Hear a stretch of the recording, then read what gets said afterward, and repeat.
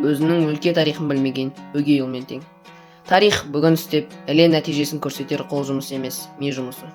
Сондықтан әркімнің өз туған өлкесі, ауылы, тау-тасы, өзен-көлі, кең даласы шежіре тарих. Туған жердің әрбір сайы мен қырқасы, тауы мен өзені тарихтан сыр шертеді. Әрбір жер атауының төркіні туралы талай-талай аңыздар мен әңгімелер бар. Әрбір өлкенің халқына суықта пана, ыстықта сая болған, есімдері ел есінде сақталған бір туар перзенттер бар. Жетісу жері неше мың жылдан бері түркі халқының ту тіккен тұрақты мекені болды. Бұл өңірде біздің заманымызға дейінгі 2 ғасырда үйсіндер қуатты мемлекет құрды. Одан соң батыс түрк, түркеш, қарахан мемлекеттері өмір сүрді. Шыңғыс хан заманында Жетісу жері Шағатайдың иелігінде болды.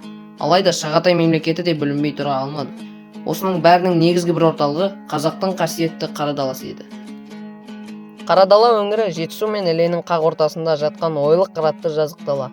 Оңтүстігінде Үйсін тауы бар, батысында әлемге әйгілі Шарын шатқалы орналасқан. Солтүстігі адырлы төбелі жазық, Қара даланың қақ ортасын Іле дариясы кесіп өтеді. 1723 жылы Севан Рабдамның бастауымен жоңғардың 100 000 қолы қазақ жеріне басып кіріп соғыс ашты. Қазақ тарихында Ақтабан шұбырынды, Алқакөл сұлама деген тарихи кезең ел есінде сақталды. Сол жоңғар жорықтары Қалжат шекарасын өткенде Қара даланы баспай қалмайтын. Өйткені жау алдын тосу үшін Қара дала өте ыңғайлы болатын. Алматы облысы Ұйғыр ауданының орталығы Шонжы ауылы орналасқан аумақтың ежелгі тарихи атауы Қара дала жазығы. Қойнауында тарихи тұлға Әлмеректің атымен аталатын талай бұлақ, сай, қыр, төбе, өзен, көл секілді жер су атаулары самсап жатқан осы Қара дала жазығындағы менің ауылым, оның өзі жекпе-жекте басын қас алған жауы Шонжының атымен аталады. Ауылға кіре беріс жерде жаңадан ашылған саябақтың төрінде аты аңызға айналған батыр, қолбасы, әулие Әлмерек абыз Жаншығұлының еңсесі биік ескерткіші бой көтерді. Қазақ-жоңғар соғысында ел іргесін бекітуге ерекше еңбек сіңірген әулие, атақты Райымбек батырға ақ батасын берген абыз ескерткіші. Әлмерек абыздың туғанына 365 жыл толуына орай ашылып отырған алып ескерткіші тарихқа деген тағзымның, елдікке деген ерекше құрметтің белгісі. Әлмерек жоңғар шапқыншылығы кезінде алашқа мәлім батыр, қолбасшы болып 60 жылын ат үстінде өткізген абыз, көріпкел, баба ретінде халық жадында ерекше сақталған ерек тұлға. Жоңғар шапқыншылығында елін, жерін қорғауға қатысқан батыр шәкірттер тәрбиелеп, бәріне ақ тілеулі батасын берген.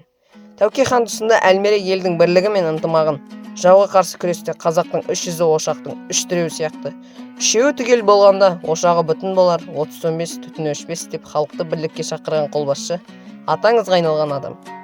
Қазақ тарихында қасиетті орны бар биік тағылым иесі, ұлт рухының ұстыны, халықтың береке бірлігінің ұйытқысы болған кемеңгер бабамыз болып келеді.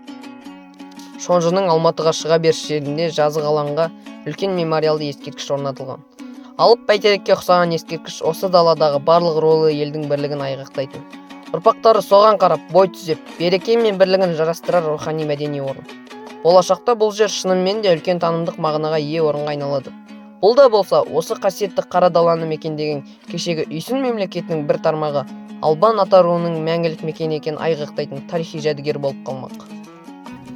Қара далада мекен еткен ұлы тұлғалардың бірі Жаңабай Құдайбергенов атындағы Қазақ орта мектебінің оқушысымын. Жаңабай Құдайбергенұлы Қырғызсай уезінде дүниеге келген. Ол әрі би, әрі шешен болған. Оны кез келген бала жақсы біледі. Жаңабай Құдайбергенұлы 1865-1916 жылдар аралығында өмір сүрген. Би, шешен. Жетісу облысы Жаркент уезінің Қырғызсай ауылында дүниеге келген. Жаркент медресесін бітірген. Араб, орыс, қытай, моңғол тілдерін жетік меңгерген. Анасы балда ел арасында белгілі шипагер болған.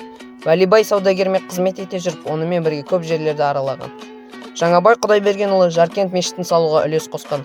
1893 жылы Тоғызбұлақта Қазақ-орыс мектебін ашқан.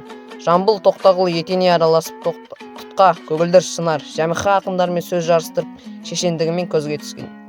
1913 жылы Романов әулетінің таққа отырғаны 300 жыл толуына арналған Санкт-Петербордағы салтанатқа Жетісу өкілдерімен бірге барып, Николай II-ның қабылдауында болған.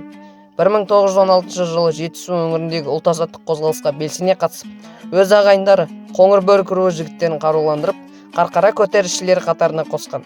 Жаңабай Құдайбергенұлы Қарқара көтерілісі басшыларының бірі болды. Көтеріліс басып жаншылғаннан кейін Қарақол абақтысына қамалып, сонда серіктерімен бірге атылған. Алматы облысындағы Ұйғыр ауданының орталығы Шонжы ауылында оның есімі бір мектепке және бір көшеге берілген. және оған ескерткіш қойылған.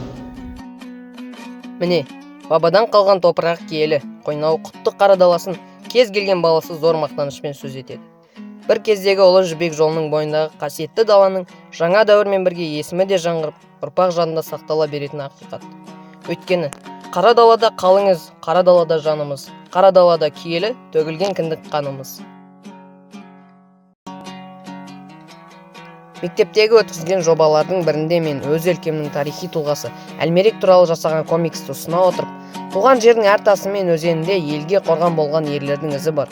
Сол тұлғалардың есімін жас ұрпақ біліп, қадірлеуі парыз дегім келеді.